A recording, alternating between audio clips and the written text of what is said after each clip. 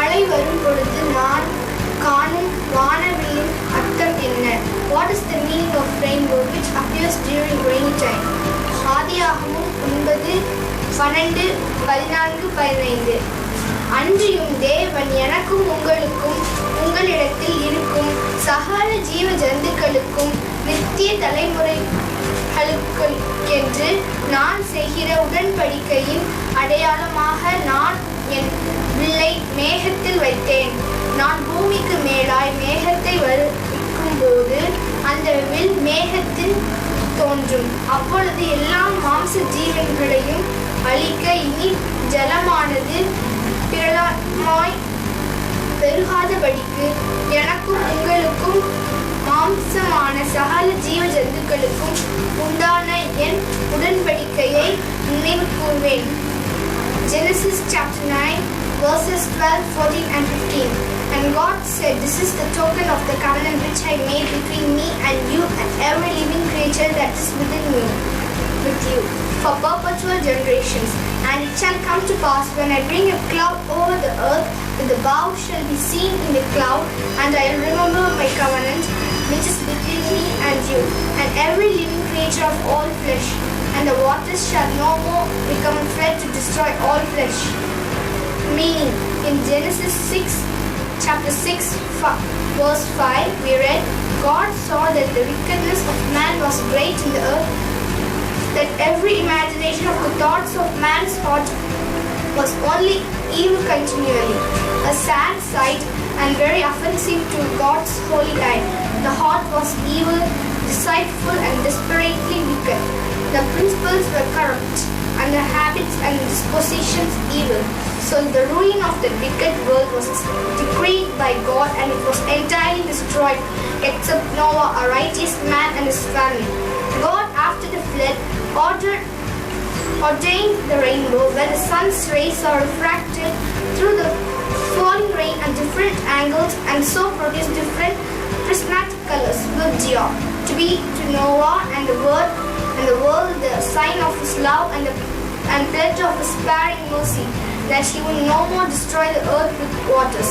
So God keep his promise. Now, few thousands of years have passed by, and much more abundance of sins have been committed in all places by all sorts of people, most gross and heinous and provoking, and committed daringly the defiance of heaven. Even though because of the promise and covenant he made with Noah and animals, he has not till date destroyed the world again with floods. So every time we see rainbow during rainy season, we ought to know that God does remember his covenant, and we too ought to remember his mercy and love for us, and try to live a pleasing life in his sight with his strength. Do you see any mystical meanings in that rainbow? The bow, a symbol of mercy, it is the pledge of the world's covenant, not the church, a charter of natural blessings. It is a message of comfort for bad times. God has his purpose for every heart which trusts him, nor will he lightly let that purpose go. We are not put upon the swollen string. We are not just that swirls upon the highway. I believe that for each of us there is a path along which the Almighty hands guiding. Through childhood with its callous happiness, through youth with its storm, and manhood with its burden, everyone is being surely led by him who sees the end from the beginning. It is an encircling radiance of hope. Think of his power over the world of nature. He spake, and the storm became calm. Think of his power over disease and death, and Lazarus came forth bound in his grave clothes. Think of his power more wonderful than either. Over the guiltiest of human hearts, they assign the sins which are many are forgiven me.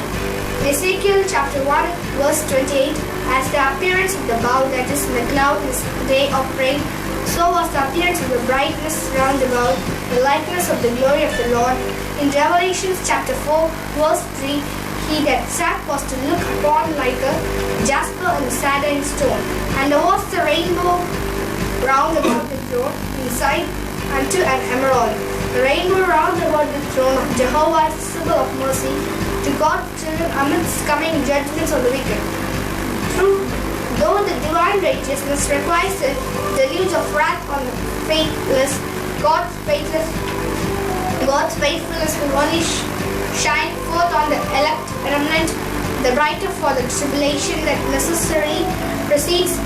Isaiah chapter 54, verse 9 and 10. For this is as the waters of Noah to me, for as I have sworn that the waters of Noah should no more go over the earth, so have I sworn that I will not be wroth with thee, nor rebuke thee, for the mountain shall depart and the hills be removed. But my kindness shall not depart from thee, neither shall the covenant of my peace be removed, said the Lord that had mercy on thee.